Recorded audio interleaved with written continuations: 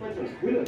আবার 1973 সালে যখন central council of homoeopathy act pass হয়, central council of homoeopathy act pass হয়, সেখানেও কিন্তু ইনক্লুডেড 12 ইউনিট বা 22 unit which is found which is discovered by Dr. Suchi. তাহলে তুমি যদি ওই কোনো সায়েন্স হয় তাহলে তুমি তো নিজেই ইয়া করতে পারবে, পারমিশনটা পাচ্ছে, লিগেলিটি পাচ্ছে, কারণ তুমি বাইরে কিন্তু নিয়ে স্বীকৃতি পাইবে। বাইরে তুমি না থাকলে তুমি স্বীকৃতি পেতে, তুমি যদি ওদের বিজ্ঞান ভিত্তিক চিকিৎসা করতে, আমি অন্য সায়েন্সের ইয়া নিব কেন? যেমন এলোপ্যাথ, এলোপ্যাথি কারো তো ভাব দেখবে, যেমন আরো যুক্ত কারো ধার দেয়নি, ওরা শুনতে ভালো। তো তেমনি হোমিওপ্যাথি হচ্ছে বায়োটিকের গুণে গুণান্বিত, আর বায়োটিক না থাকলে কিন্তু হোমিওপ্যাথি স্বীকৃতি পেত না। 1963 সালে যখন হোমিওপ্যাথি অ্যাক্ট পাস হয়, West Bengal homeopathy act pass হয়, সেখানেও কিন্তু বায়োটিককে ইনক্লুড করে পাস হয়েছে।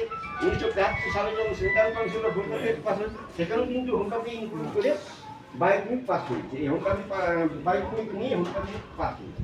যদি বায়োটিক না থাকতো তাহলে সেন্ট্রাল কাউন্সিল অফ হোমিওপ্যাথি অ্যাক্টও পাস হইত না, আর ওয়েস্ট বেঙ্গল হোমিওপ্যাথি অ্যাক্টও পাস হইত না। ঠিক আছে, কিন্তু তারা কিন্তু ভাই ভাই হতে পারে, তারা দুমল হতে পারে, তারা রাম রহিম হতে পারে, তারা রাম লক্ষ্মণ হতে পারে, তারা লব কুশ হতে পারে, তারা লক্ষ্মী সরস্বতী হতে পারে, কিন্তু দুজন আলাদা। রাম আলাদা, রহিম আলাদা, রাম আলাদা, লক্ষ্মণ আলাদা।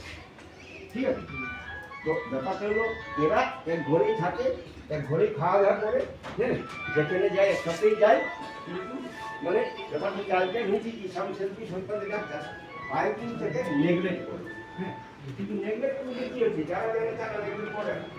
ঠিক আছে,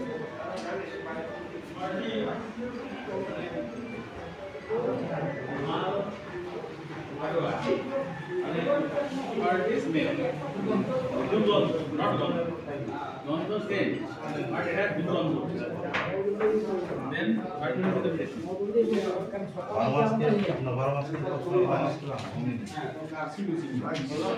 সেটা ক্যান্সারটা আরো অনেক সিমটম মানে কভার করবে তবেই দিব। হ্যাঁ, এটা হচ্ছে ক্যান্সার। হ্যাঁ, ক্যান্সারে কার্সিনোসিন দিব।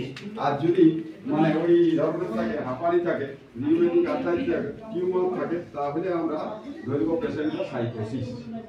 হ্যাঁ, মনে করতে পারি সাইকোসিস, মেট্রামিউট সাইকোসিস ওটাই।